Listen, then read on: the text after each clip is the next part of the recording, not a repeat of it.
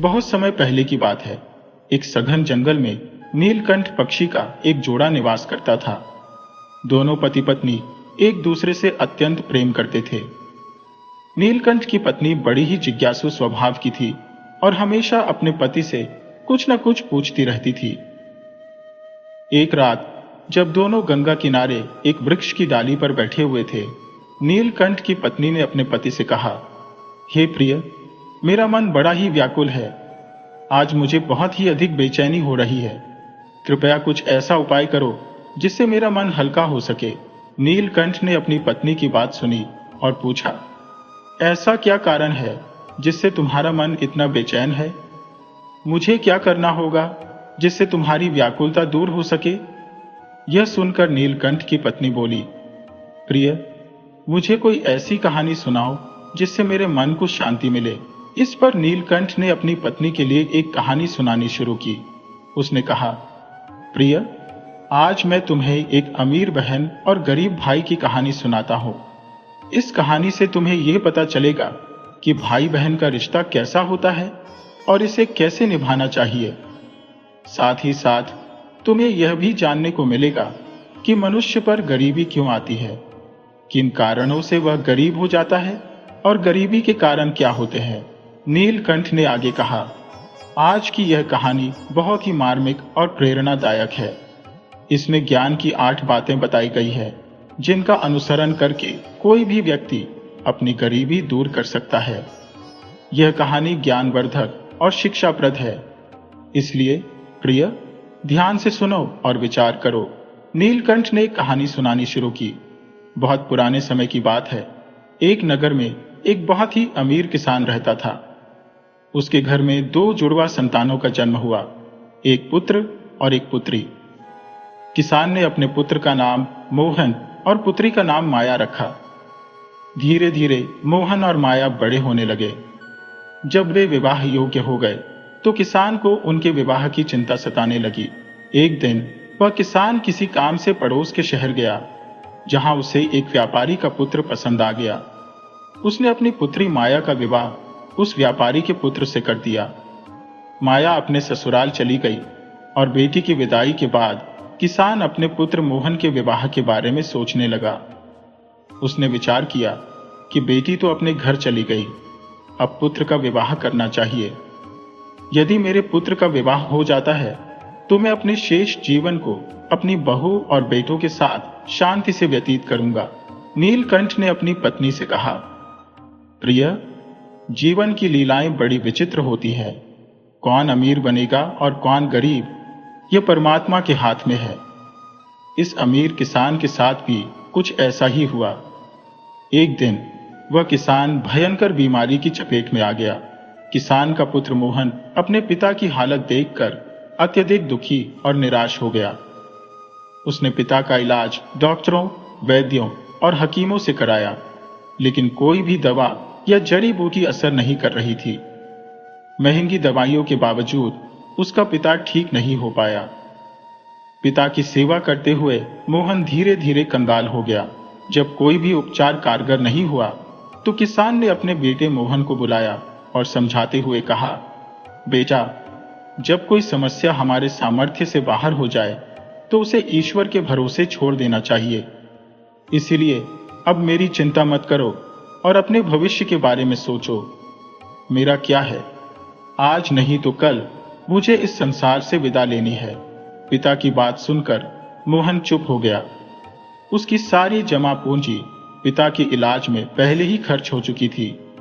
फिर किसान ने कहा, बेटा, अब तू मेरी चिंता मत कर और जो होगा वह भगवान के ऊपर छोड़ दे। भगवान जो भी करेंगे अच्छा ही करेंगे। इसके बाद मोहन ने अपने पिता की इच्छा के अनुसार एक गरीब घर की कन्या से विवाह कर लिया। शादी के कुछ दिन बाद ही किसान की मृत्यु हो गई। मोहन ने पिता का अंतिम संस्कार पूरी रीति रिवाज से किया। बीमारी के कारण घर, द्वार और खेत खलिहान पहले ही बिक चुके थे। जो भी बचा था वह अंतिम संस्कार में खर्च हो गया। इस प्रकार मोहन दीनहीन और अत्यंत गरीब हो गया। वह अपनी पत्नी के साथ गांव के बाहर एक झोपड़ी बनाकर रहने लगा। दोनों पति पत्नी मेहनत मजदूरी करके अपने बच्चों का पेट पालने लगे। मोहन की बहन माया, जिसने एक संपन्न व्यापारी परिवार में शादी की थी, अपने भाई की दुर्दशा की खबर सुनकर उससे नफरत करने लगती है। वह सोचने लगती है कि उसका भाई पूरी तरह से कंगाल हो चुका है, उसके पास कुछ भी नहीं बचा है, और अगर वह मेरी ससुराल आएगा तो मेरा अपमान होगा। मेरी देवरानी और जेठानी मेरा मजाक उड़ाएंगी, कहेंगी कि मेरे पीहर वाले तो बिल्कुल ही गरीब हैं। इसलिए माया ने अपने सगे भाई से रिश्ता तोड़ लिया। न तो वह उसे ससुराल बुलाती है, न ही कभी मायके जाती है। मोहन भी समझ जाता है कि उसकी बहन उससे इतनी नफरत क्यों करती है, इसलिए वह भी अपनी बहन की ससुराल नहीं जाता। माया अपने ससुराल में ऐशो आराम से जिंदगी गुजारती है, जबकि मोहन मेहनत मजदूरी करके अपनी पत्नी के साथ अपनी जिंदगी जीता है। वह मजदूरी करके किसी तरह से अपने परिवार का पेट पालता है। नीलकंठ अपनी पत्नी को आगे कहानी सुनाते हैं कि कुछ साल इसी तरह बीत जाते हैं। एक दिन माया की बेटी की शादी तय हो जाती है, लेकिन माया अपने भाई मोहन को किसी प्रकार का निमंत्रण नहीं देती। जब मोहन को यह पता चलता है कि उसकी भांजी की शादी होने वाली है, तो वह बहुत खुश हो जाता है और यह खबर अपनी पत्नी सुशीला को सुनाता है कि उसकी बहन की बेटी की शादी है, हमें सभी को माया की ससुराल जाना है। मोहन की पत्नी सुशीला ये सुनकर बहुत खुश हो जाती है और सोचने लगती है कि चलो इसी बहाने कम से कम अपनी ननद से मिल तो सकेंगी। फिर वह अपने पति से कहती है, पियाजी, ये तो बहुत अच्छी बात है कि हमारी भांजी की शादी है। मैं तुम्हारे साथ जरूर चलूंगी, लेकिन पहले यह बताओ, क्या हमारी नंद रानी ने हमें निमंत्रण भेजा है? अपने पति से यह सुनकर मोहन चुप हो जाता है। फिर वह अपनी पत्नी से कहता है, प्रिय, निमंत्रण तो नहीं आया है। मुझे यह खबर किसी दूसरे से पता चली कि हमारी भांजी की शादी है, लेकिन क्या फर्क पड़ता है, वह हमारी बहन की बेटी ही तो है। तब सुशीला कहती है, पियाजी, आपकी बात सही है कि आपकी भांजी की शादी है, लेकिन बिना निमंत्रण के नंद के ससुराल जाना मुझे उचित नहीं लगता। मोहन ने अपनी पत्नी को बहुत समझाया। प्रिय, माया की ससुराल वाले बड़े लोग हैं, शायद उन्हें हमारी याद नहीं रही होगी, या हो सकता है कि न्योता हमें नहीं पहुंचा हो। इसलिए तुम किसी प्रकार की चिंता मत करो, तैयार हो जाओ और मेरे साथ माया की ससुराल चलो। सुशीला कहने लगती है, पियाजी, अगर आप जाना चाहते हो तो आप जा सकते हो, लेकिन बिना निमंत्रण के मैं कहीं नहीं जाऊंगी। तब मोहन कहता है, ठीक है सुशीला, अगर तुम नहीं जाना चाहती तो बच्चों के साथ घर पर रहना, मैं अकेला ही माया की ससुराल के लिए जाऊंगा। अगर मैं नहीं गया तो मेरी बहन की देवरानी और जेठानी ताना मारेंगी और कहेंगी कि खर्च ना हो जाए, इसलिए तुम्हारा भाई भांजी की शादी में नहीं आया। नीलकंठ आगे कहानी सुनाते हैं कि मोहन बेहद गरीब था। उसने किसी से पैसे उधार लिए और उन पैसों से अपनी बहन माया और भांजी के लिए सुंदर वस्त्र खरीदे और उन कपड़ों को लेकर अपनी बहन की ससुराल के लिए चल पड़ा। मोहन जब सुबह से शाम तक पैदल चलते चलते अपनी बहन के घर के दरवाजे पर पहुंचता है, तो थकान से चूर होकर दरवाजे के पास खड़ा हो जाता है। बेचारा वहीं खड़ा होकर अपनी बहन माया का इंतजार करने लगता है। इसी बीच माया की जेठानी की नजर मोहन पर पड़ती है और वह उसे पहचान जाती है। माया की जेठानी माया को बताती है कि उसका भाई आया है और दरवाजे पर खड़ा है। माया सुनकर पूछती है, दीदी, मेरे भाई की हालत कैसी है? उसने कैसे कपड़े पहने हैं? जेठानी कहती है, माया, तुम्हारा भाई फटे पुराने कपड़े पहनकर दरवाजे पर खड़ा है और तुम्हारा इंतजार कर रहा है। ये सुनकर माया गुस्से में भर जाती है और सबकी नजरों से छिपकर अपने भाई के पास पहुंचती है। मोहन जब अपनी बहन को अपनी ओर आते देखता है तो खुशी से उसका चेहरा खिल उठता है। उसे देखकर उसकी आंखों से आंसू टपकने लगते हैं। माया अपने भाई को चुपके से अंदर वाले कमरे में ले जाती है। मोहन कहता है, बहन, तुमने तो मुझे बिल्कुल ही भुला दिया। किसी से सुना कि भांजी की शादी है तो तुम्हारे लिए और तुम्हारी बेटी के लिए नए कपड़े लेकर आया हो। माया कहती है, भैया, इस तरह बेशर्मों की तरह मेरे घर नहीं आना चाहिए था। फटे पुराने कपड़े पहनकर आए हो, कम से कम मेरी इज्जत का ख्याल रखा होता। तुम्हारी तो कोई इज्जत नहीं है, लेकिन मेरी इज्जत का ख्याल तो रखा होता। माया के मुंह से ये कटु वचन सुनकर मोहन का दिल छलनी हो जाता है। वह बहन के कदमों में गिरकर माफी मांगता है। बहन, मुझे माफ कर दो। मुझे नहीं पता था कि मेरी वजह से तुम्हारी इतनी बदनामी होगी।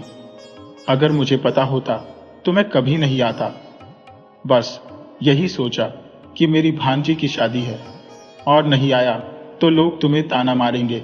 माया का गुस्सा थोड़ा शांत होता है और वह कहती है, जब तक बेटी की शादी नहीं हो जाती तुम इसी कमरे में रहना, भूलकर भी बाहर मत निकलना। खाना बन जाएगा तो तुम्हें इसी कमरे में थाली दे जाऊंगी, खाकर चुपचाप पिछले दरवाजे से चले जाना। मोहन कहता है, ठीक है बहना, रात को ही चला जाऊंगा, लेकिन कपड़े जो लाया हो उन्हें रख लो। माया कपड़े लेकर कमरे से बाहर जाती है और जाते जाते कुंडी लगा देती है।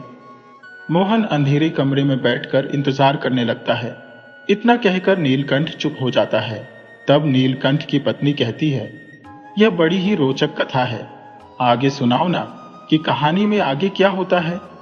नीलकंठ आगे की कथा बुनते हुए कहता है, हे प्रिय, इधर तो मोहन उस अंधेरे कमरे में बैठा अपनी बहन की वापसी का इंतजार कर रहा था। सोच रहा था कि आज मेरी बहन मुझे भोजन देने के लिए लौटेगी और मुझे भी स्वादिष्ट भोजन मिलेगा। लेकिन निर्मोही बहन अपने भाई को उस बंद कमरे में छोड़कर अपने घरेलू कामकाज में इतनी खो जाती है कि उसे याद भी नहीं रहता कि उसका सगा भाई उस कमरे में बंद है। समय धीरे धीरे बीतता जाता है और भूख प्यास से मोहन की हालत बिगड़ने लगती है। वह छटपटाने लगता है। वह बहन को आवाजें लगाता है, लेकिन उसकी आवाज को सुनने वाला कोई नहीं होता। इसी तरह मोहन उस अंधेरे कमरे में पड़ा रहता है। 1-2 नहीं बल्कि 3 दिन बीत जाते हैं। उसे अपने बीवी बच्चों की याद सताने लगती है। मोहन सोचता है, अगर कोई यहां नहीं आया तो मैं इसी कमरे में मर जाऊंगा। मेरे मरने के बाद मेरे बीवी बच्चों का क्या होगा? मेरे बिना उनका भरण पोषण कैसे होगा? इन विचारों में खोया मोहन बेहोश होने लगता है। तभी किसी काम से माया की जेठानी उस कमरे के पास से गुजरती है। मोहन को उनकी पायल की आवाज सुनाई देती है। वह अपनी पूरी ताकत से दरवाजे को पीटने लगता है। माया की जेठानी के कानों में दरवाजे की आवाज पहुंचती है तो वह दरवाजा खोलकर देखती है और पूछती है, भैया, तुम इस कमरे में क्या कर रहे हो? तुम्हें यहां किसने बंद किया? मोहन इस सवाल का कोई जवाब नहीं देता। जब माया की जेठानी फिर से पूछती है तो मोहन छुपा लेता है कि उसकी बहन माया ने ही उसे कमरे में बंद किया था। वह झूठ बोलकर कहता है, दीदी, मैं इस कमरे में आराम कर रहा था, तभी किसी ने गलती से बाहर से दरवाजे की कुंडी बंद कर दी। मैं यहां बंद होकर अकेला छटपटा रहा था। अगर तुम नहीं आती तो मेरे प्राण उड़ चुके होते। इतना कहकर मोहन घर के पिछले दरवाजे से चुपचाप निकल जाता है और अपने घर की राह पकड़ लेता है। 3 दिन का भूखा प्यासा बेचारा मोहन अपने घर की ओर चल पड़ता है। वह चलते चलते काफी दूर निकल आता है, लेकिन अब उसे चलना भी मुश्किल लग रहा था। शरीर में कमजोरी आ गई थी और उसे चक्कर आने लगे। जैसे ही मोहन का सिर चकराने लगता है, वह जमीन पर गिरने वाला होता है। तभी कहीं से एक बूढ़ी मां आ जाती है और गिरने से पहले उसे संभाल लेती है। कुछ घंटे बाद जब मोहन को होश आता है तो वह देखता है कि वह एक बूढ़ी मां की गोदी में लेटा हुआ है और बूढ़ी मां एक पंखा लेकर उसे हवा कर रही है। होश में आने पर मोहन खड़ा होता है। उसके तन में संजीवनी जैसे प्राण लौट आए हो। वह बुजुर्ग मां को आदरपूर्वक प्रणाम करता है और निवेदन करता है, मां, आप कौन है? नीलकंठ कुछ पल विश्राम लेता है और फिर अपनी पत्नी को आगे की कहानी सुनाना शुरू करता है। नीलकंठ कहता है, प्रिय, उस देवी मां की गोद में बेहोश मोहन पड़ा था। वह कोई साधारण वृद्धा नहीं बल्कि दैवी मां थी। वहीं दूसरी ओर मोहन की पत्नी सुशीला नियमित रूप से उन्हीं देवी मां की आराधना करती थी। उसकी श्रद्धा और भक्ति में कोई कमी नहीं थी। इसी अटूट श्रद्धा ने मोहन को भूमि पर गिरने से पहले ही देवी मां के अंक में समेट लिया। जब मोहन को होश आया उसने श्रद्धापूर्वक देवी माँ के चरणों में अपना शीश झुकाया और अपने घर की ओर जाने का संकेत दिया। उसी समय देवी माँ, जो उस वृद्धा के रूप में प्रकट हुई थी, मोहन से बोली, बेटा, तुम कहाँ से आ रहे हो और कहाँ जा रहे हो? मोहन ने उत्तर दिया, माँ, मेरी भांजी की शादी थी, उसी के लिए मैं अपनी बहन के घर गया था। अब वहां से लौटकर अपने गांव जा रहा हूं। बूढ़ी माँ ने कहा, बेटा, क्या मैं तुमसे कुछ पूछ सकती हूँ? मोहन ने विनम्रता से कहा, बिल्कुल माँ, आप जो चाहे पूछे। तब वृद्धा ने पूछा, बेटा, यदि तुम अपनी बहन के घर से आ रहे हो और जैसा तुमने बताया कि वहां शादी थी, तो फिर तुम खाली हाथ क्यों लौट रहे हो? क्या तुम्हारी बहन ने तुम्हारे परिवार के लिए कुछ नहीं भेजा? वृद्धा की यह बात सुनकर मोहन की आंखों में आंसू छलक आए। उसने कहा, मां, अब आपसे क्या छुपाना, आपने मेरे प्राणों की रक्षा की है। और फिर उसने अपनी पूरी कथा, जो उसके साथ घटित हुई थी, उस देवी मां को बता दी। मोहन की करुण कहानी सुनकर देवी मां ने कहा, बेटा, जो हो गया उसे भूल जाओ, चिंता मत करो। थोड़ी दूरी पर मेरा एक बगीचा है, उसमें तरह तरह के फल लगे हैं। पहले वहां जाकर अपनी भूख मिटाओ। तुम्हें 3 दिन से कुछ नहीं मिला, अब तुम्हारा पेट भरेगा। कुछ फल अपने परिवार के लिए भी साथ ले जाओ। जब तुम्हारी पत्नी और बच्चे पूछें कि तुम अपनी बहन के घर से क्या लाए हो, तो तुम कह देना कि ये फल बहन ने भेजे हैं। इस तरह तुम अपने परिवार के सामने सम्मानित रहोगे। मोहन ने देवी माँ की बात मान ली और उनके बताए बगीचे में पहुंच गया। वहां विभिन्न प्रकार के फल थे। उसने पेट भर खाए और कुछ फलों को अपने थैले में रख लिया। इसके बाद वह देवी माँ से विदा लेकर घर की ओर चल पड़ा। माँ ने जाते समय मोहन से कहा, बेटा, मेरी कुछ बातें सुन लो। ये 8 बातें तुम्हारे जीवन में सहारा बनेंगी। देवी माँ ने मोहन को 8 उपदेश दिए।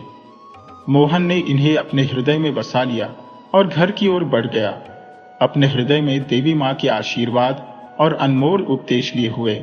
जब मोहन घर पहुंचता है तो उसकी गोद में लटकती उस थैली को देख उसके नन्हे मुन्ने बच्चे और पत्नी सुशीला दौड़कर उसके पास आते हैं।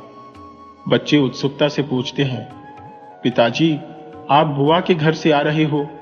बुआ ने हमारे लिए क्या भेजा है? मोहन बिना कुछ कहे थैला सुशीला के हाथ में थमा देता है और बाहर निकल जाता है। उसके जाते ही सुशीला जिज्ञासा पूर्वक थैली को खोलती है और अंदर का दृश्य देखकर स्तब्ध रह जाती है। थैला अंदर से सोने चांदी के फलों से भरा हुआ है। वह जैसे ही एक अनार खोलती है, उसमें से हीरे झरने लगते हैं और आम काटने पर उसमें से सोने की गुठलियां निकलती हैं। यह देख सुशीला की खुशी का ठिकाना नहीं रहता। वह दौड़कर मोहन के पास जाती है और खुशी खुशी कहती है, तुम तो शादी में गए थे, आखिर क्या लाए हो? मोहन उसकी बात सुनकर सोच में पड़ जाता है। उसे लगता है कि शायद परिवार वालों को ये फल नहीं भाए। वह मन ही मन सोचने लगता है, मुझे लड्डू पेड़े लाने चाहिए थे। फिर वह धीरे से कहता है, जो मेरी बहन ने दिया वही लेकर आया हूं, बच्चों में बांट देना। सुशीला उसकी बाह पकड़कर उसे घर के अंदर ले जाती है और हंसते हुए कहती है, पहले तो देखिए कि आखिर ननद ने क्या भेजा है। फिर सुशीला थैले को पलट देती है। थैले से हीरे, मोती, सोना चांदी निकलने लगते हैं। सुशीला खुशी से कहती है, आपकी ननद ने तो हमारी तकदीर ही बदल दी। यह देख मोहन समझ जाता है कि रास्ते में जो बुजुर्ग महिला मिली थी वह कोई साधारण महिला नहीं थी, बल्कि देवी माँ थी। मन ही मन वह उन देवी माँ का धन्यवाद करता है, परंतु इस बारे में अपनी पत्नी को कुछ नहीं बताता। नीलकंठ कहानी सुनाते हुए कुछ देर विश्राम करता है, फिर अपनी पत्नी से कहता है, प्रिय, इस घटना के बाद मोहन के पास अपार धन आ गया। वह पहले की तरह अमीर हो गया। उसने अपनी बीवी और बच्चों के लिए भव्य महल बनवाया और शान और शौकत से राजाओं की तरह रहने लगा। एक दिन सुशीला अपने पति मोहन से बोली, पियाजी, सावन का महीना आने वाला है। इस महीने में सभी स्त्रियां अपने मायके जाती है। मैं चाहती हूं कि आप भी अपनी बहन के ससुराल जाए और मेरी ननद रानी को यहां लेकर आए। इस बहाने वह भी अपने पियर घूम जाएगी और मैं भी अपनी ननद से मिल लूंगी। सुशीला की बात सुनकर मोहन ने हामी भर दी और अपनी बहन के ससुराल की यात्रा पर निकल पड़ा। कुछ समय बाद वह अपनी बहन के दरवाजे पर पहुंच गया, वही दरवाजा जहां वह कुछ दिन पहले खड़ा था। तभी माया की जेठानी घर से बाहर निकली और नजारा देखकर भागती हुई माया के पास गई। वह उत्सुकता से बोली, माया, आज तो तेरा भाई आया है। लेकिन माया ने जेठानी की बात सुनकर कहा, दीदी, कोई भिखारी मेरा भाई नहीं हो सकता, मेरा कोई भाई नहीं है। माया ऐसा इसलिए कह रही थी क्योंकि उसने फिर से अपने भाई को भिखारी समझ लिया था। फिर जेठानी ने कहा, माया, तुम्हारा भाई आज भिखारियों की तरह नहीं आया। ऐसा लग रहा है जैसे वह किसी देश का राजा या महाराजा हो। उसके आगे पीछे 4-4 सैनिक चल रहे हैं और दरवाजे पर रथ गाड़ी भी खड़ी हुई है। भला एक बार जाकर देखो तो सही। जेठानी की बात सुनकर माया को यकीन नहीं हुआ, लेकिन सच्चाई जानने के लिए वह दरवाजे पर गई। जैसे ही उसने अपने भाई के नए रूप को देखा, वह चकित रह गई। उसने सोचा, कल तक तो मेरा भाई एकदम कंगाल था और उसके पास पहनने के लिए ढंग के कपड़े भी नहीं थे। अचानक उसका भाग्य कैसे बदल गया। मोहन की बहन माया उसे घर ले गई और बोली, भैया, मुझे क्षमा कर दो, मेरी वजह से तुम्हें बहुत कष्ट सहना पड़ा। मोहन ने कहा, कोई बात नहीं बहन, उन दिनों हमारे हालात ऐसे ही थे। तुम्हारी गलतियों के लिए मैंने तुम्हें पहले ही माफ कर दिया है। अब उन बातों को छोड़ो और मेरे साथ चलने की तैयारी करो। मैं तुम्हें लेने आया हूं। तुम्हारी भाभी ने मुझे तुम्हें बुलाने के लिए भेजा है। यह सुनकर माया खुशी खुशी अपने भाई के घर चलने की तैयारी करने लगी और रथ में बैठ गई। जब माया अपने भाई के आलीशान महल पहुंची तो वह भौचक्की रह गई। उसने देखा कि महल के अंदर नौकर चाकर काम में लगे हैं और संपत्ति का भंडार भरा हुआ है। माया को अपने भाई की शान और शौकत पर विश्वास नहीं हुआ। मोहन के घर में सुशीला ने अपनी ननद की खूब सेवा की और उसे पलकों पर बिठाकर रखा। वह सोचती थी कि ननद के आशीर्वाद से ही वे इस मुकाम पर पहुंचे हैं, क्योंकि मोहन ने कभी अपनी पत्नी को सच्चाई नहीं बताई थी। वास्तव में यह सब देवी मां के आशीर्वाद का परिणाम था, जिसे माया ने महसूस किया। सुशीला इस बात से अनभिज्ञ थी। वह अनभिज्ञ थी यह सोचकर कि वह अपनी ननद की बहुत सेवा कर रही थी और उसका बहुत आदर सत्कार कर रही थी। सुशीला ने अपने नंद का खूब ख्याल रखा। कुछ दिनों बाद सुशीला अपने पति से कहती है, पियाजी, कल तुम्हारी बहन अपनी ससुराल चली जाएगी, इसलिए तुम बाजार जाओ और अपनी बहन के लिए कोई अच्छा सा तोहफा लेकर आओ। मोहन ने यह सुनकर घर से बाहर कदम रखा और एक मोची की दुकान पर पहुंचा। मोहन ने मोची से कहा, भाई मोची, मुझे अपनी बहन के लिए बोलने वाली जूतियां बनवानी है। क्या तुम मेरी बहन के लिए ऐसी जूतियां बना सकते हो? मोची ने कहा, सेठ जी, मैं बोलने वाली जूतियां तो बना दूंगा, लेकिन उनकी कीमत बहुत ज्यादा होगी। मोहन ने कहा, ये मौसी भाई, मैं तुम्हें मुंह मांगा पैसा दूंगा, लेकिन ऐसी जूतियां बनाओ जो मेरी बहन को जब भी पहने और चले तो वे जूतियां ज्ञान की 8 बातें बोलें। मोहन ने मोची को वे 8 ज्ञान की बातें बतानी शुरू की। पहली बात, मोहन ने कहा, ध्यान से सुनो और यह सुनिश्चित करो कि जब मेरी बहन ये जूतियां पहने तो ये बातें जरूर बोले। मानव, तो मत भूल कि अज्ञानता और निर्धनता का कोई मोल नहीं। समय भरोसे बैठने वाला सदैव गरीब ही रहता है। बिना कर्म के नसीब नहीं बदलता। आलसी व्यक्ति परिवर्तनहीन रहता है और वही कर्म बार बार करता है जिससे वह स्वयं को दीन बना लेता है। गरीबी से बड़ा कोई अभिशाप नहीं है। ज्ञान प्राप्त करके ही इस अभिशाप को दूर किया जा सकता है। साधना में जुटे रहकर गरीबी को दूर करो। भाग्य भरोसे बैठने वाला मानव हमेशा गरीब ही रहता है। अज्ञानी व्यक्ति सदा गरीबी से पराजित होता है। पैसों के बाजार में तहजीब बदल गई है। धन दौलत से रिश्ते गरीब हो गए हैं। मोहन ने मोची से कहा, अब ऐसी जूतियां बनाओ जो मेरी बहन को उसकी गलती का एहसास कराए। उसे समझना चाहिए कि पैसे का घमंड नहीं करना चाहिए था। मोहन ने अपनी पत्नी से कहा, प्रिय, मैं अपनी बहन के लिए हीरे मोतियों से जड़ी हुई सोने और चांदी की जूतियां बनवा रहा हूं। मोहन ने अपनी बहन को वे जूतियां उपहार स्वरूप दी और माया का चेहरा उन जूतियों को पाकर खिल उठा। जब वह अपनी ससुराल पहुंची, उसकी देवरानी और जेठानी ने उससे पूछा, माया, तुम्हारे भाई ने तुम्हें उपहार में क्या दिया है? माया ने अपनी देवरानी, जेठानी, सास, ससुर को वे जूतियां दिखाईं और कहा, देखो, मेरे भाई ने मुझे सोने और चांदी की हीरे मोतियों से जड़ी हुई जूतियां दी है। माया ने उन जूतियों को पहनकर अपनी देवरानी और जेठानी को दिखाया।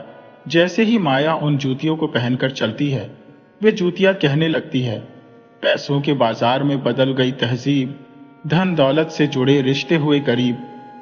माया यह सुनते ही शर्म से सिर झुका लेती है और अपने भाई को याद करके एकदम से रोने लगती है। तब माया की देवरानी और जेठानी पूछती है, माया, आखिर क्या हुआ भला? तुम अचानक से क्यों रोने लगी हो? माया अपने देवरानी और जेठानी से सारी बातें बताती है। बहन, मैंने पैसों के घमंड में आकर अपने भाई से कितनी भली बुरी बातें कही थी। मैंने अपने भाई के लिए एक गिलास पानी भी नहीं दिया, और देखो, मेरे भाई ने मुझे कितनी कीमती जूतियां बनवा कर दी है। अब तो मुझे अपने आप से गिरावट महसूस हो रही है। मैं तो अब जीना नहीं चाहती। तभी माया की जेठानी और देवरानी माया को समझाने लगती है, माया, जो भी हुआ उसे भूल जाओ और बीती बातों को जाने दो। अब आगे से याद रखना, कभी किसी के साथ ऐसा व्यवहार मत करना, क्योंकि जो व्यक्ति धन दौलत का घमंड करता है, उसे माता लक्ष्मी हमेशा के लिए छोड़कर चली जाती है। इसलिए मेरी 8 बातें तुम सदैव याद रखना। माया की जेठानी पहली बात बताते हुए कहती है, माया, जो व्यक्ति रात के समय रसोई में झूठे बर्तन रखता है और खाने पीने की चीजों को बर्बाद करता है, ऐसा व्यक्ति बहुत जल्द निधन हो जाता है। दूसरी बात, जिस घर में घर की स्त्रियों का अपमान होता है और उनकी इज्जत नहीं की जाती, उस घर में देवी लक्ष्मी ज्यादा दिनों तक नहीं रुकती है। तीसरी बात, जिस घर की स्त्रियां सूर्य अस्त होने के बाद अपने घरों में झाड़ू लगाती है या फिर चूल्हा चौका करती है, ऐसे परिवार के लोग बहुत जल्दी गरीब हो जाते हैं। चौथी बात, जिस घर के लोग पैसों की कदर नहीं करते और फिजूल के कार्यों में पैसे को बर्बाद करते हैं, ऐसे घरों से भी लक्ष्मी माता जल्दी लौटकर चली जाती है और उनसे हमेशा के लिए दूर हो जाती है। पांचवी बात, जो लोग पैसे आने के बाद उस पैसे से दूसरों के मान प्रतिष्ठा को ठेस पहुंचाते हैं या फिर अपने धन के बलबूते पर दूसरे लोगों को परेशान करते हैं, ऐसे लोगों के घरों से भी माता लक्ष्मी बहुत जल्दी विदा ले लेती है। छठी बात, जिस घर के लोग अपने कर्तव्यों का पालन नहीं करते और नियमित नहीं रहते, ऐसे लोगों के घरों से भी माता लक्ष्मी लौटकर चली जाती है। सातवीं बात, जिस घर के लोग अपने से बड़े लोगों की इज्जत नहीं करते और उनके कहे का मान नहीं रखते, ऐसे लोगों को भी गरीबी का सामना करना पड़ता है। आठवीं और अंतिम बात, जिस घर के लोग अपने मेहमानों का सम्मान नहीं करते, उनकी सेवा सत्कार नहीं करते या फिर अपने दरवाजे से किसी भिखारी को खाली हाथ लौटा देते हैं, ऐसे लोगों से भी माता लक्ष्मी नाराज होकर दूर चली जाती है। इस प्रकार माया की जेठानी माया को 8 बातें बताती है और अपनी देवरानी से कहती है, बहन, मेरी इन 8 बातों को गांठ बांध लेना। नीलकंठ कहता है, हे प्रिय, जिस प्रकार मोहन की बहन माया उन जूतियों और अपनी जेठानी की बातें सुनकर बदल जाती है, उसे समझ में आ जाता है कि मां लक्ष्मी तो आनी जानी है, लेकिन घमंड नहीं करना चाहिए। ईश्वर ना जाने कब किसे गरीब और किसे अमीर बना दे, कोई नहीं जानता। तो दोस्तों, आपको ये कहानी कैसी लगी? अगर आपको ये कहानी पसंद आई हो तो प्लीज हमारे चैनल को सब्सक्राइब करें, वीडियो को लाइक करें और शेयर करें।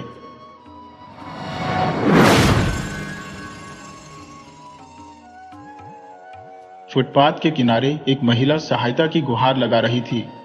आंधी को कुछ दे दो। पास ही बैठे एक व्यक्ति ने, जो दोनों पैरों से लंगड़ा था, कहा, अरे मी बाप, इस लंगड़े पर भी दया करो।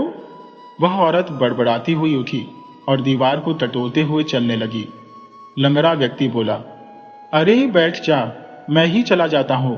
महिला ने धीरे धीरे चलते हुए कहा, जाना ही था तो यहां क्यों आई? लंगड़ा हंसते हुए बोला, बैठ जा, जड़ों को क्यों खोद रही हो? इतने में एक धार्मिक आदमी को देखकर लमरा और औरत दोनों ने अपना कटोरा आगे बढ़ा दिया। धार्मिक आदमी ने लमड़े के कटोरे में पाई डाल दी। खनखनाहट सुनते ही महिला और ज्यादा गिड़गिड़ाने लगी, लेकिन धार्मिक आदमी आगे बढ़ गया। लमड़े ने कहा, इस अंधी को भी कुछ दे दो। धार्मिक आदमी ने दया दिखाते हुए पूछा, क्या ये तेरी औरत है? लमड़ा बोला, हाँ हाँ मी बाप। उससे पहले कि महिला कुछ कह पाती, उसके कटोरे में भी कुछ गिरा। पैसों की आवाज सुनकर महिला की जुबान बंद हो गई। गुस्सा हवा हो गया। धार्मिक आदमी के जाने के बाद लमड़े ने फिर से कहा, लो बैठो, मैं जाता हूं। महिला बोली, तू भी बैठ जा, तू मेरे भाग से थोड़ी ना ले जाएगा। लंगड़ा मुस्कुराते हुए बोला, जड़ खोदने से क्या मिलेगा? महिला गुस्से में बोली, और हां, उस सेठ से तो कह दिया, पर फिर ऐसा कभी मत कहना। लंगड़ा बोला, पगली, ऐसा कहने से कुछ मिल गया? तेरा क्या गया? दोनों ने फिर से अपना काम शुरू किया। गांधी पर दया करो, मी बाप, पाई दो। रात को भी यह सिलसिला चलता रहा। जब लंगड़ा बोलता तो महिला दुगने जोर से बोलती। इस तरह अंधेरा हो गया। महिला उठकर चलने लगी। लंगड़े ने पूछा, कहां जाएगी? तेरा कोई ठिकाना है? महिला बोली, तुझे क्या? भिखारियों का क्या कोई ठिकाना होता है? लंगड़ा कुछ नहीं बोला और अपने ठिकाने की तरफ बढ़ने लगा। अगले दिन सूरज उगने से पहले ही लंगड़ा व्यक्ति अपनी जगह पर आ बैठा और उस महिला की प्रतीक्षा करने लगा। कुछ देर बाद वह महिला दूर से आती हुई दिखाई दी। लंगड़ा व्यक्ति दुगने जोर से चिल्लाया, मालिक, इस लंगड़े पर दया करो, पाई दो, पाई दे दो।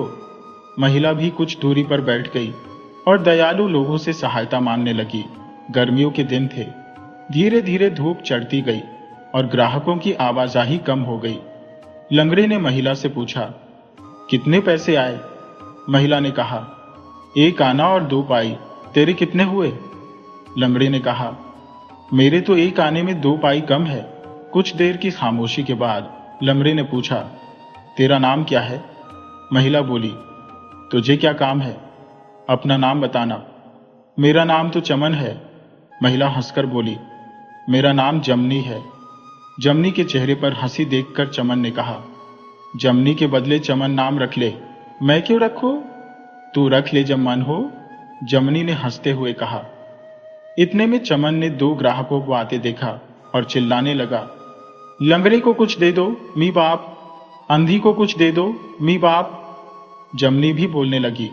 दोपहर ढलते ही दोनों ने 2-2 पैसे के चने लेकर ठेले वाले का फायदा करवा दिया। शाम होते होते दोनों ने हिसाब किया और जाने की तैयारी करने लगे। चमन ने पूछा, कल एकादशी है, भद्रकाली माता के मंदिर चलेगी? जमनी ने कहा, मैं कैसे आऊं? कहीं भटक जाऊंगी तो? चमन बोला, तो यहां आना, फिर दोनों साथ चलेंगे। अगले दिन चमन उसी रास्ते पर जाकर बैठ गया और जमनी की प्रतीक्षा करने लगा। कुछ देर बाद जमनी आ गई और दोनों भद्रकाली माता के मंदिर की ओर चलने लगे। चमन ने कहा, मेरे पीछे पीछे चलना। और वह रास्ते में कोई उतराई या चढ़ाई आने पर चमन जमनी को आगाह करता, देखना, दलान है, यहां पर चढ़ाई है। और मोटर या तांगा आने पर बोलता, जमनी रुक जा, मोटर आ रही है। दोनों देवी माता के मंदिर के बाहर भीख मांगने लगे। शाम होते ही दोनों गुद गए। आज उनकी अच्छी कमाई हो गई थी, खासकर जमनी की। फिर दोनों उसी जगह की ओर चल पड़े जहां पर वे मिले थे। जमनी ने कहा, वही जगह आने पर मुझे बता देना। जमनी के दिल में हल्का डर था कि कहीं चमन उलटे रास्ते पर तो नहीं ले जा रहा। वह घड़ी घड़ी हाथ से दीवार को छूकर तसल्ली कर लेती। हाँ, ये वही दीवार है। उस जगह पहुंचकर चमन ने कहा, यहां तेरी हद आ गई, तो हमेशा इसी तरफ से आती थी। जमनी ने ठहरकर दीवार को उंगलियों से छूकर देखा और अपने रोज के रास्ते का नक्शा सोचने लगी। चमन ने पूछा, जमनी, तू कहाँ रहती है? अगर अच्छी जगह ना हो तो मैं एक अच्छा ठिकाना जानता हूं। वहां ना तो भिखारी तंग करेंगे और ना ही पुलिस वालों का कोई डर है। लेकिन जमनी चुप रही। चमन ने फिर कहा, चलती है क्या? जमनी ने अपने ठिकाने के बारे में सोचते हुए कहा, नहीं, मेरी जगह तो बहुत ही अच्छी है, चमन उदास होते हुए बोला। तो फिर तू अपनी जगह जा। हालांकि मेरी जगह बहुत ही अच्छी थी। जब जमनी ने अपने मन की उदासी को समझ लिया था, उसे चमन को छोड़कर जाना अच्छा नहीं लग रहा था, परंतु आखिरकार वह अपनी राह पर चल पड़ी। जमनी ने पूछा, कल आएगा ना? फिर तू गालियां तो नहीं देगा? चमन ने कहा, ऐसा क्यों बोलती है? मैंने तुझे कब गाली दी? अच्छा चल, अब कल मिलेंगे, कहकर चमन हंसते हंसते अपने ठिकाने की ओर चल पड़ा और चौकड़ी भरता हुआ सरकने लगा। गर्मियों का समय था, इसलिए दोनों को बिस्तर की कोई झंझट नहीं थी। इसके बाद जमनी और चमन रोज उस रास्ते पर बैठते और फुर्सत की घड़ी में बातें भी करते। एक दिन की बात है, जमनी बोल रही थी, माई बाप, कोई अंधी को। इतने में कटोरे में कुछ बजा। जमनी ने हाथ से छूकर देखा तो पैसों के बदले कंकड़ उसके हाथ में आया। पास में बैठे चमन को मारते हुए उसने कहा, शैतान कहीं का।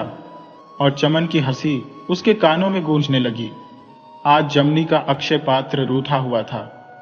शाम ढलने तक उसे सिर्फ 4 पैसे ही मिल पाए थे। साड़ी की आंचल में बंधे 4 आने में से खाने का इंतजाम करना पड़ेगा, यह सोचकर वह उदास थी।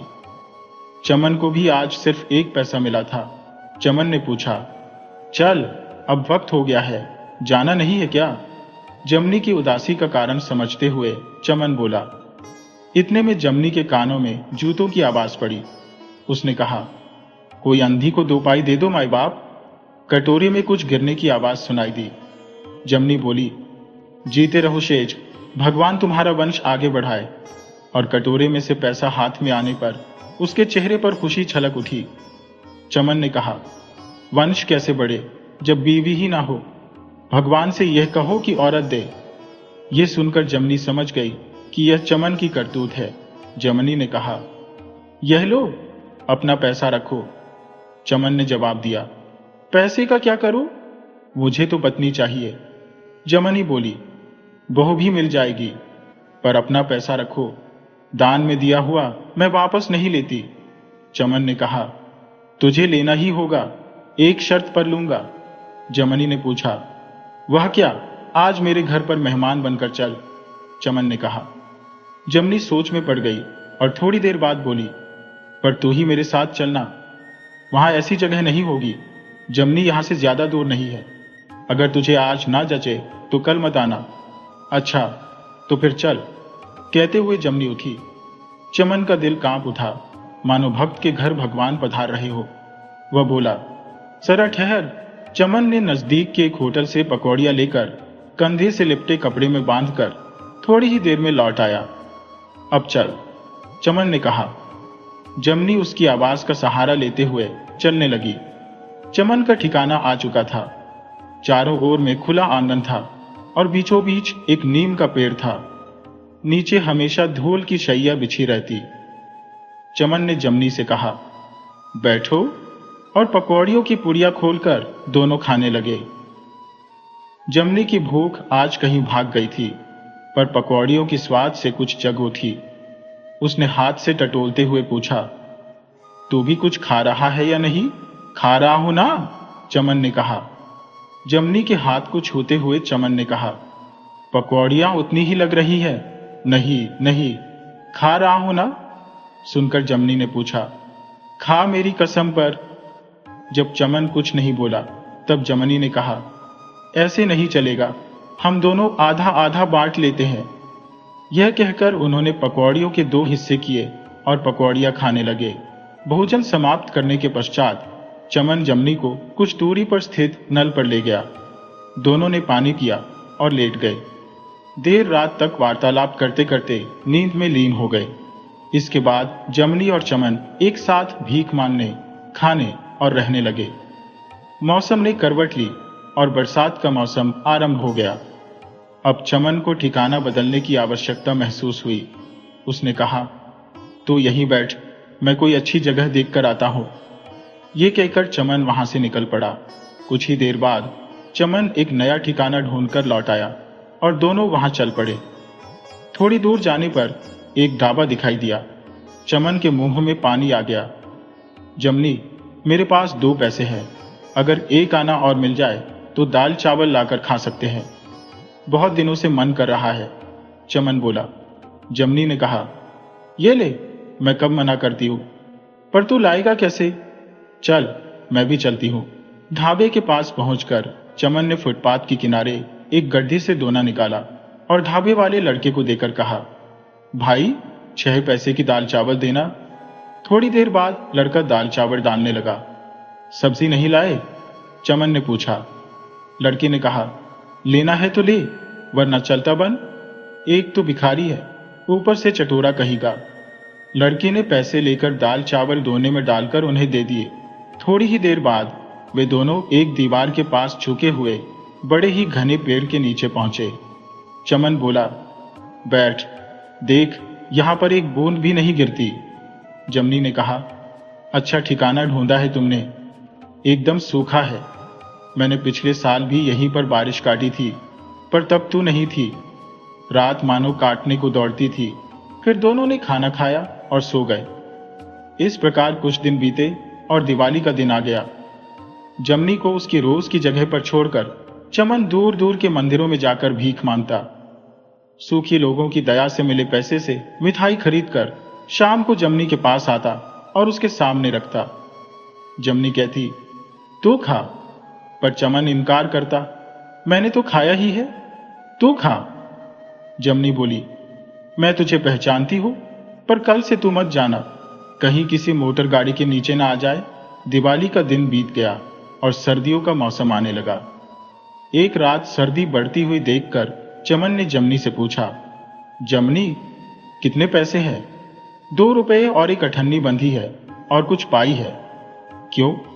जमनी ने कहा, कल हाट से एक लहंगा लेकर आऊंगा और एक कंबल भी। तेरे कपड़े देख, कितने पुराने और खराब हो गए हैं। चमन ने कहा। जमनी बोली, तेरे भी कहाँ अच्छे हैं? मेरी बात और है, चमन ने जवाब दिया। सर्दी बढ़ती जा रही थी। जमनी और चमन रोज की जगह पर आ बैठे।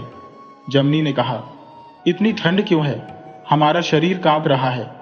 कोई दयालु, कोई सेठ दया करो, चमन ने पुकारा। परंतु ऐसी ठंड में कोई भी अपनी जेब से हाथ बाहर नहीं निकाल रहा था। जमनी के दांत बज रहे थे। उसने कहा, आज तो कड़क ठंड है। जमनी, कंबल है, फिर भी ठंड लग रही है। यहां मेरे पास सटकर बैठ, चमन ने कहा। ना रे ना, कोई पाई पैसा दे रहा है, वो भी ना देगा, जमनी ने उत्तर दिया। चमन ने हंसी हंसी में कहा, तो फिर कहीं धूप में जाकर बैठ जा, अब तो धूप भी निकल आई है, दोपहर होने को आई है। परंतु चमन की ठंड कम नहीं हुई। जमनी को संदेह हुआ, कहीं बुखार तो नहीं। ये सोचकर उसने चमन के शरीर को हाथ लगाया और बोली, हाय राम, क्या ठंड ठंड लगा रखी है? शरीर तो बुखार से तप रहा है। चमन ने कहा, अरे वह तो ऐसे ही है। जमनी ने उत्तर दिया, ऐसे ही क्या? तेरा सिर देख, यह है कंबल। चमन ने इनकार करना उचित नहीं समझा और वह कंबल लेकर दीवार के साथ कांपता हुआ लेट गया। बीच बीच में जमनी 2-3 बार पूछती, पानी, सोडा लाना है? सुबह होते ही चमन ने कहा, जमनी, बेला हो गई है, तू जा। जमनी बोली, तुझे ऐसे छोड़कर कैसे जाऊं? तू जा, मैं यहीं पर लेटा रहूंगा, मुझे कुछ नहीं होगा। मेरी बात और है, पर तू क्या खाएगी? तू तो कल से भूखी है, चल जा। ये कहकर चमन ने उसे जबरदस्ती धकेला, परंतु उसका दिल नहीं मानता था। जब तक चमन ने बोलना बंद नहीं किया, तब तक वह जाने को तैयार नहीं हुई। जाते हुए जमनी ने कहा, देख, सिर ढककर लेटना और पानी पीना पड़े तो कटोरे में भरकर रखा है। ये कहकर जमनी उठी और अपने रोज के ठिकाने पर जाकर भीख मांगने लगी। मन में चमन था, परंतु जुबान पर रोज की तरह, अंधी पर कोई दया करो, कहती रही। कुछ ही देर में उसके कानों में आवाज आई, अंधी, उठ इधर से। जमनी समझी नहीं, कौन किसे कह रहा है। उसने तो बोलना जारी रखा, कोई दयालु दया करो। अभी वाक्य पूरा नहीं हुआ था कि आवाज आई, मानती नहीं अंधी, उठ इधर से। आवाज एकदम करीब से आई। जमनी समझ गई कि कोई पुलिस चाचा है। वह बोली, साहब, अंधी हो, भीख मांगकर पेट भरती हो। पुलिस वाले ने कहा, अबे उठ जा, दूसरी जगह पर बैठ। गवर्नर साहब इधर से निकलेंगे, तुम्हें पता नहीं? उठ, वरना अभी लगाता हूं। जमनी उठी और अपने घर की तरफ मुड़ी। इतने में वह आवाज फिर से आई, अबे उधर कहां जाती है, इस तरफ से जा। पुलिस वाले ने जमनी की बाह पकड़ी और उसे विपरीत दिशा में घुमा दिया। जमनी लाचार होकर उल्टी दिशा में चल पड़ी। कुछ दूर चलने पर दूसरी आवाज आई, ही निकल जल्दी। जमनी के प्राण चमन में बसे हुए थे। वह अंधी होकर आगे बढ़ती जा रही थी। बार बार अलग अलग आवाजें, पर एक ही बात दोहराते, यहां से जल्दी निकल, गवर्नर साहब आने वाले हैं। जमनी बहुत देर तक इधर उधर भटकती रही। उसे कोई राह नहीं सूझ रही थी। वह कहीं पर दुबक कर बैठने का विचार कर रही थी। इतने में फिर से आवाज आई, इधर कहां जाती है। हर जगह पुलिस वाले खड़े थे, जो उसे पकड़कर दूसरी तरफ घुमा देते। जैसे जैसे वह कदम बढ़ाती, वैसे वैसे चमन की याद आ रही थी। मन में चिंता हो रही थी कि कहीं उसकी ऐसी दशा होगी तो वह कहां जाएगा और क्या करेगा। वह अंदाजन आगे बढ़ती जा रही थी। जमनी का सोचना गलत नहीं था।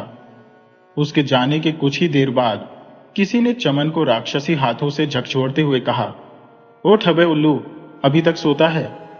चमन ने आंखें खोली तो सामने पुलिस वाले खड़े थे। वह उठने की कोशिश करता। इतने में दोबारा से आवाज आई, चल उठ, देखता क्या है, उठ यहां से, बुखार है तो हॉस्पिटल में जा। चमन पुलिस वालों की धमकियों से परिचित था।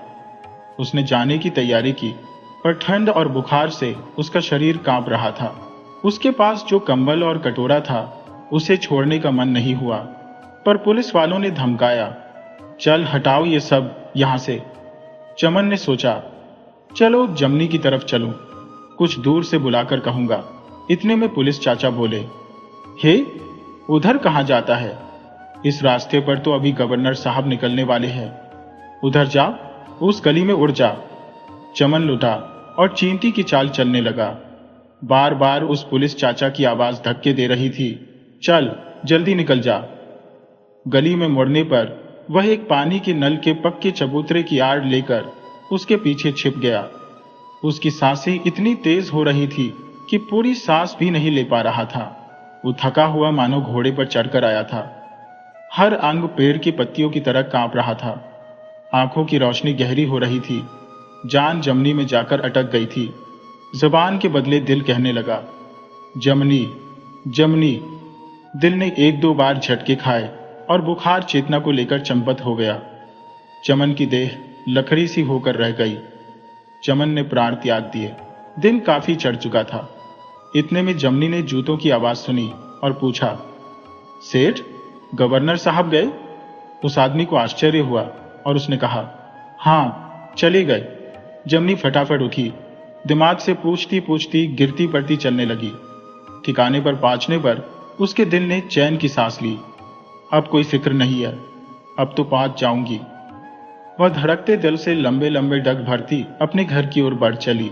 दिल में बार बार शक हो रहा था, चमन वहां होगा या नहीं। मन को दिलासा देते हुए कहने लगी, और कहां जाएगा, वहीं पर होगा। ऐसे बुखार में तपते आदमी को कोई निकाल तो नहीं देगा, और निकाला होगा तब भी यहीं कहीं होगा। इस तरह सोचते सोचते वह अपने ठिकाने पर पहुंची। चमन चमन, उसने पुकारा और हाथों से जमीन चटोते हुए जोर से फिर पुकारा, चमन। कोई जवाब न मिलने पर उसका दिल तड़प उठा। उसे आंखों का न होना आज तक इतना नहीं अखरा था जितना आज अखर रहा था। ऐसा लग रहा था मानो गले में कुछ फंस गया हो। आंखें छलकने लगी। कुछ दूर जाकर बड़ी मुश्किल से उसने फिर पुकारा, चमन। राह चलते कुछ लोगों ने उसकी आवाज सुनी। पागल लगती है, किसी ने कहा। जमनी ने उनसे पूछा, सेठ, यहां कहीं चमन को देखा है? पैर से लंगड़ा है। एक सेठ ने चलते चलते उत्तर दिया, नहीं। जमनी का दिल पंगु हो गया। उसने आंसू भरी आवाज में फिर से पुकारा, चमन कहां गया है? एक संतरा बेचने वाले ने पूछा। क्यों, कब से चिल्ला रही है? किसे ढूंढ रही हो? जमनी ने कहा, तुमने उसे कहीं देखा है? दोनों पैरों से लंगड़ा है, उसे बुखार आ रहा था। संतरे वाले ने कहा, हाँ, वो पास में ही था। 2 कंबल थे और दोनों पैरों से लंगड़ा। हाँ सेठ, वही। कहाँ है सेठ? मुझे अंधी को बता दो, संतरे वाले ने कहा। अरे, उसे तो अभी अभी म्यूनिसिपैलिटी की गाड़ी में डालकर ले गए। थानेदार साहब भी आए थे। उधर नल के पास मरा हुआ पड़ा था। चमन मर गया। क्या यह सच है? जमनी धीर हो गई और फटी हुई आवाज में पूछ बैठी। फिर उसकी पलकों के किनारे से बहते आंसुओं के साथ डूबती हुई आवाज में बोली, जमुना, तू मर गया? संतरे वाले ने अपनी टोकरी उठाते हुए कहा। अरे, इस मनहूस को मैंने क्या कह दिया? क्या बला है ये? कहीं मर जाएगी तो मेरे सिर पड़ेगी। ना लेना ना देना, बेमतलब ही गले पड़ गई। बड़बड़ाते हुए वह आगे चल दिया। बेचारी जमनी एक बार फिर से अकेली रह गई। उसके सुख दुख का साथी हमेशा के लिए उसे छोड़ चुका था।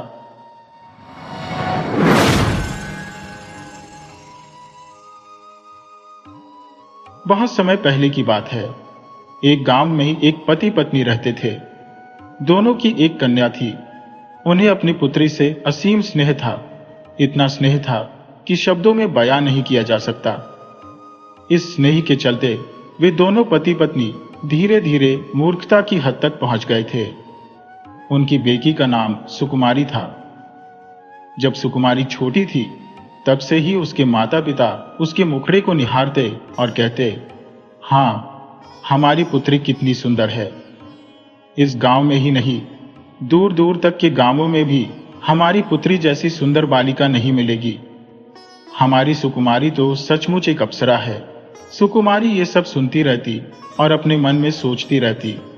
दिन बीतते गए और वह भी इस बात पर विश्वास करने लगी।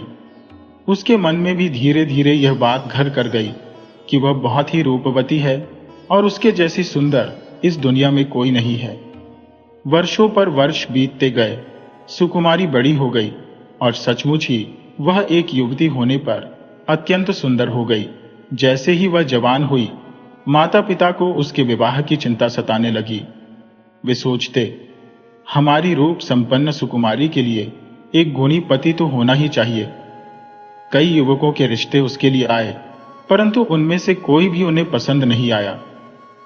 दूर दूर के शहरों और गांवों से युवक सुकुमारी का हाथ मांगने आते, लेकिन सुकुमारी के माता पिता को वे मंजूर नहीं हुए।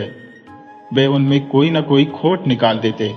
यदि माता पिता किसी लड़के को अपना दामाद बनाने पर सहमत हो जाते, तो सुकुमारी उसे अस्वीकार कर देती।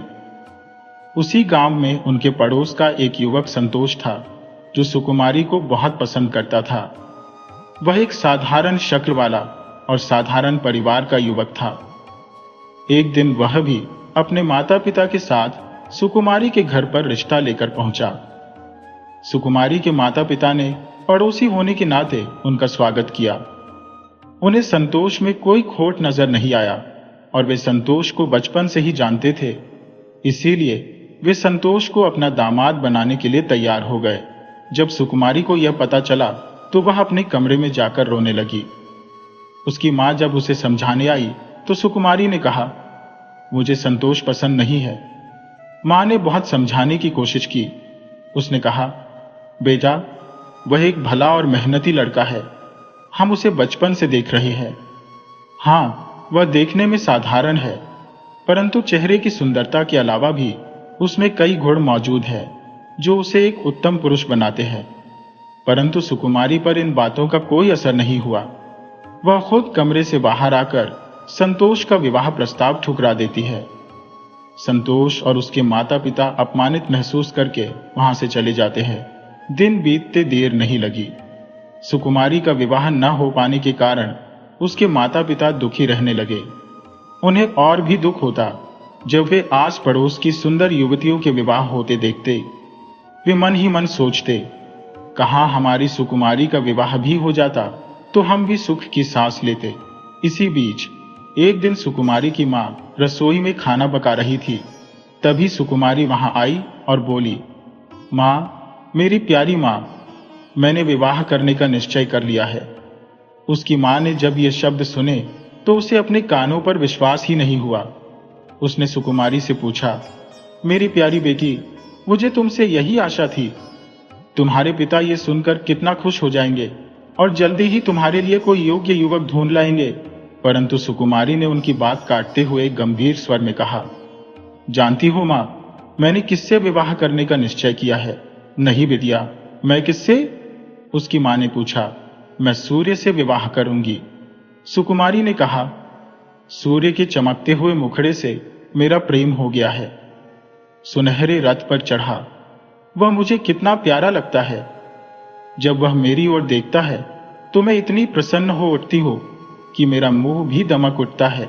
सुनकर उसकी मां अचंभित रह गई और घबराकर बोली, पुत्री, ये तुम क्या कह रही हो? पागल तो नहीं हो गई हो? ये कैसे संभव है? सुकुमारी ने उत्तर दिया, आप लोग ही तो कहते थे कि मैं अन्य स्त्रियों से भिन्न हूं, और यह सत्य भी है। मैं बाकी सभी औरतों से अधिक रूपवती हूं। उसकी मां ने लंबी सांस खींचते हुए कहा, बेटी, ये पागलपन नहीं तो और क्या है? क्या सूर्य भगवान ने आज तक किसी साधारण स्त्री से विवाह किया है? सुकुमारी ने दृढ़ता से कहा, मैं साधारण स्त्री नहीं हूं। मेरा निश्चय अटल है। मैं विवाह करूंगी तो सूर्य से ही, नहीं तो किसी से भी नहीं। उसकी मां को अब और भी चिंता सताने लगी। शाम को उन्होंने अपने पति के साथ बैठकर अपनी पुत्री की इस मूर्खतापूर्ण बात पर विचार किया। वे कहने लगे, हाय हाय, हमने ही इसको इतना घमंडी बना दिया। अब क्या होगा? पास पड़ोस वालों से भी अपने दुख की बात कैसे कहे? उन्हें तो हमने कभी आदर की दृष्टि से देखा भी नहीं। उसकी मां ने कहा, पतिदेव, बेटी बहुत बिगड़ गई है। अब उसे किसी ऐसे आदमी को सौंप दिया जाए जो बहुत ही क्रूर हो और इसका दिमाग ठिकाने लगा दे। ये बात करके वे सो गए। सुबह हुई तो क्या देखा कि सुकुमारी का कहीं नामो निशान भी न था। ना मालूम वह किस समय और कहां चल पड़ी थी। अब वे उसे तलाशने लगे, परंतु उसका कहीं पता नहीं चला। इधर सुकुमारी का हाल ये था कि वह सूर्यदेव को पाने के लिए रात के अंधेरे में ही निकल पड़ी थी। कई दिन तक घने जंगलों में आगे ही बढ़ती गई। आधे समय वह सोती और आधे समय सूर्यदेव को एकटक देखती रहती। अंततः एक समय ऐसा आया कि सूर्य उसकी आंखों से बिल्कुल ओझल हो गया। उसके चारों ओर अंधेरा ही अंधेरा छा गया। उसे कुछ समझ नहीं आ रहा था। उसे मालूम नहीं था कि सूर्यदेव की ओर जाने वाला पथ कहां जा रहा है। इसीलिए वह रास्ते पर सीधी ही चलती जा रही थी। चलते चलते वह न मालूम कहां पहुंच गई। एक दिन सूर्य ने फिर से अपना मुखड़ा दिखाया और उस पर मुस्कुराया। वह इतनी तीव्रता से मुस्कुराया कि सुकुमारी से उसकी मुस्कान सहन नहीं हो पाई। जितना वह सूर्य की दिशा में बढ़ती गई, उतनी ही तीव्र गर्मी उसे महसूस होने लगी। यहां तक कि अब वह सूर्य की ओर देख भी नहीं सकती थी। उसकी आंखें जलने लगी। उसने सोचा, मैं कभी भी घर नहीं लौटूंगी, चाहे कुछ भी हो जाए। मैं सूर्य से विवाह करके ही दम लूंगी। वह मन ही मन ये सब सोच रही थी और सूर्य भी अपनी तेज प्रकाश से उसे मुस्कुराता हुआ प्रतीत हो रहा था। अब उससे यह सहन नहीं हो पाया। वह भय से कांपने लगी, लेकिन उसके अहंकार ने उसे रोका नहीं। अगर वह कोई समझदार लड़की होती तो घर लौट जाती। अब उसका रास्ता खो गया और वह एक घने जंगल में भटकने लगी। जंगल इतना घना था कि दिन में भी रात जैसा अंधेरा था और हाथ को हाथ नहीं सूझता था। अब सुकुमारी का चेहरा झुलस चुका था और उसे अत्यधिक पीड़ा होने लगी। जब उसने एक तालाब में अपना चेहरा देखा तो वह चीख उठी, हाय हाय, मुझे ये क्या हो गया? मैं जल्दी से घर जाऊंगी और मां से पूछूंगी कि ये मेरा क्या हाल हो गया। सुकुमारी वापस लौटने के लिए चल तो पड़ी, लेकिन सूर्य की गर्मी से उसकी हालत इतनी खराब हो चुकी थी कि वह बीच रास्ते में ही बेहोश होकर गिर पड़ी। जब आस पड़ोस के लोगों को सुकुमारी के पागलपन का पता चला तो यह बात संतोष के कानों तक भी पहुंच गई। उसे पता चला कि सुकुमारी सूर्य से ब्याह रचाने के लिए निकल पड़ी है। उसने निश्चय किया कि वह हर हाल में उसे वापस लेकर आएगा। सुकुमारी को ढूंढते ढूंढते संतोष उसी जगह पर पहुंच गया जहां वह बेहोश पड़ी थी। उसने भगवान का धन्यवाद किया कि बेहोश सुकुमारी पर किसी जंगली जानवर या किसी अन्य की दृष्टि नहीं पड़ी। उसने सुकुमारी को देखा। वह अब पहले जैसी सुंदर नहीं थी। उसका रंग काला पड़ चुका था, परंतु फिर भी उसने सुकुमारी को उठाया और वापस घर की ओर चल पड़ा। जैसे तैसे वह बेहोश सुकुमारी को लेकर घर पहुंचा। सुकुमारी को देखते ही उसके माता पिता को गहरा सदमा लगा। अब उन्होंने देखा कि उनकी बेटी कितनी बदल चुकी थी। उन्होंने वैद्य को बुलाया और सुकुमारी का इलाज शुरू किया। कुछ ही समय में सुकुमारी को होश आ गया। उसकी हालत अब सुधारने लगी थी। होश में आकर उसने अपनी मां को अपनी दुख भरी आपबीती सुनाई कि किस तरह अब वह कुरूप हो चुकी है और अब कोई भी उससे विवाह नहीं करेगा। तभी वहीं खड़े संतोष ने कहा, सुकुमारी, मेरे लिए तो तुम आज भी वही सुकुमारी हो। चेहरे का रंग रूप तो बाहरी सुंदरता है, परंतु मैंने हमेशा तुम्हारी आंतरिक सुंदरता को चाहा है। यदि तुम्हें कोई आपत्ति न हो तो मैं आज भी तुमसे विवाह करने को तैयार हूं। यह सुनकर सुकुमारी को मन ही मन में पछतावा हुआ कि उसने संतोष जैसे सच्चे प्रेमी को ठुकरा दिया था। सुकुमारी की सहमति से उसके माता पिता ने उसका विवाह संतोष से करवा दिया। समय बीतने के साथ साथ सुकुमारी के चेहरे से क्रूरता और कालापन दूर होने लगा। संतोष और सुकुमारी अब एक खुशहाल जीवन बिताने लगे और सुकुमारी के माता पिता भी अब संतुष्ट थे कि उनकी बेटी का घर बस चुका था।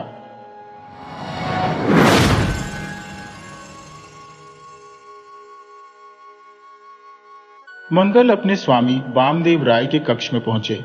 जब वह दोपहर के भोजन के बाद विश्राम कर रहे थे, मंगल ने अदब से कहा, नमस्कार मालिक। और वामदेव ने उत्तर दिया, आओ मंगल, बैठो।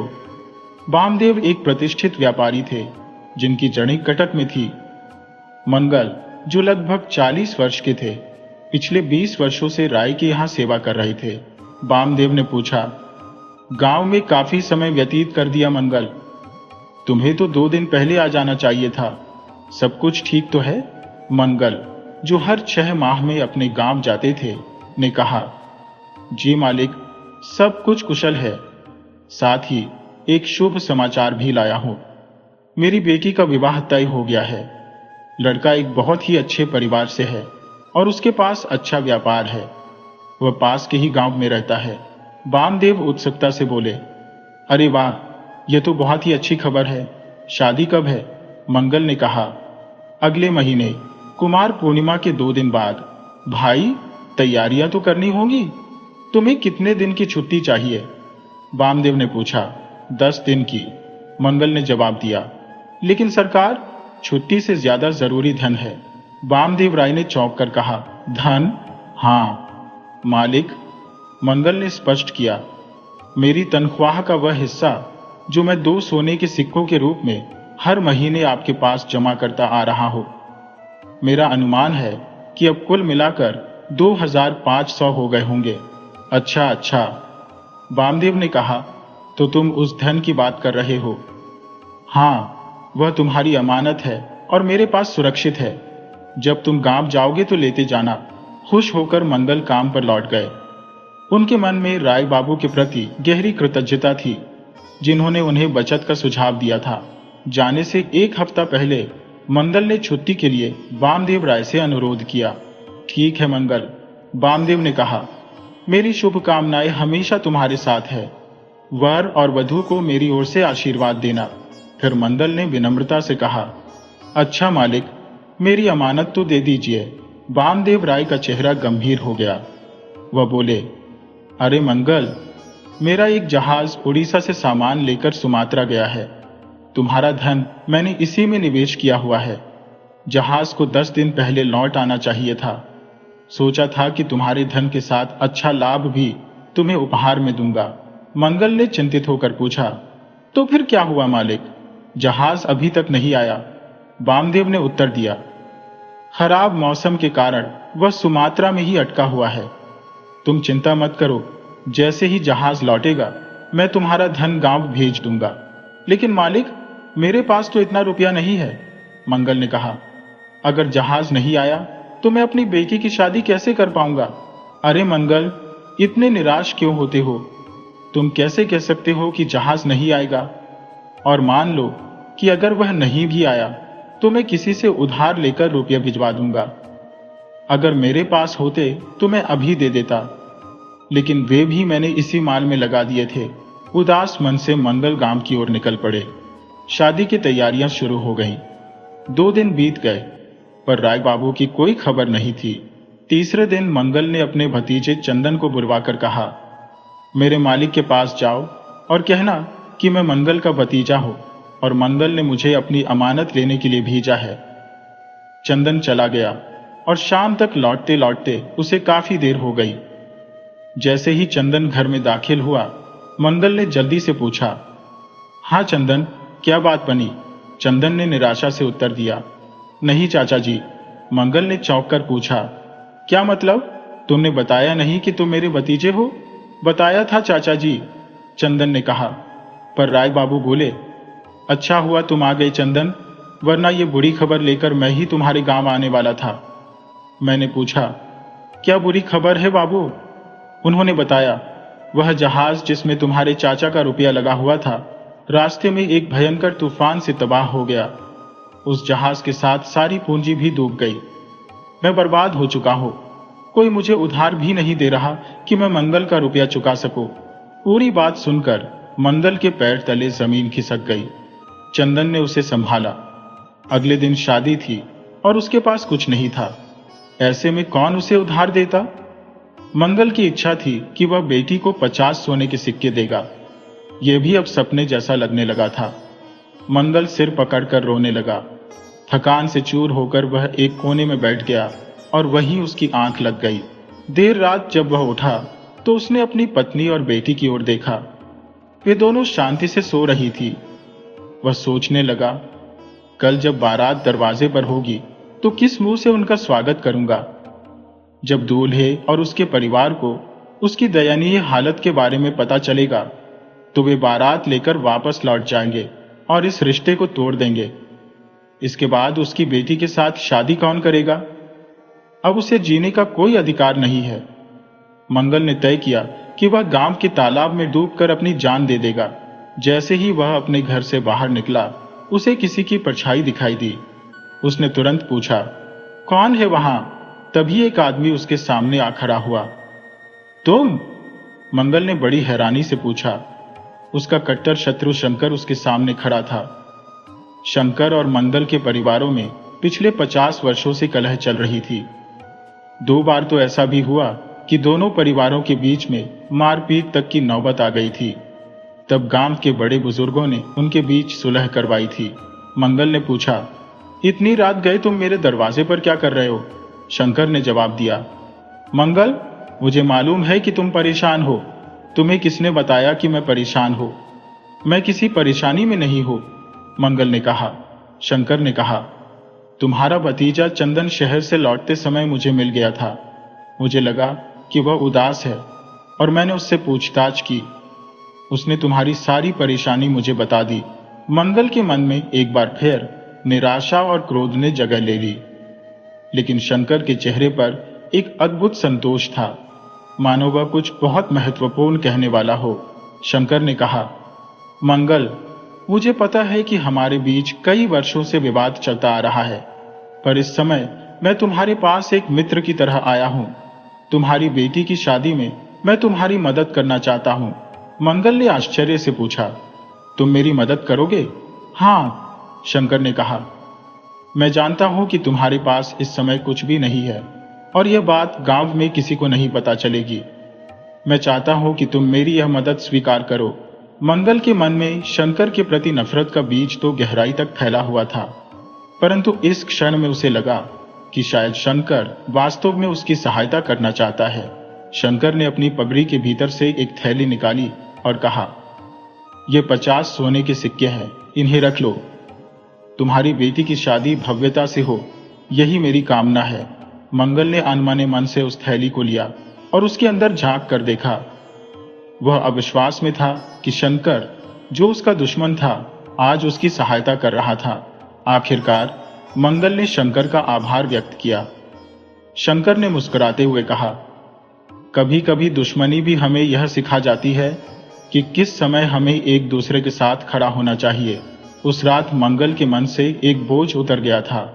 उसने सोचा, कि भले ही वह अपने पैसों को खो चुका हो, पर उसके पास अब भी कुछ ऐसा है जो उसे मजबूत बनाता है।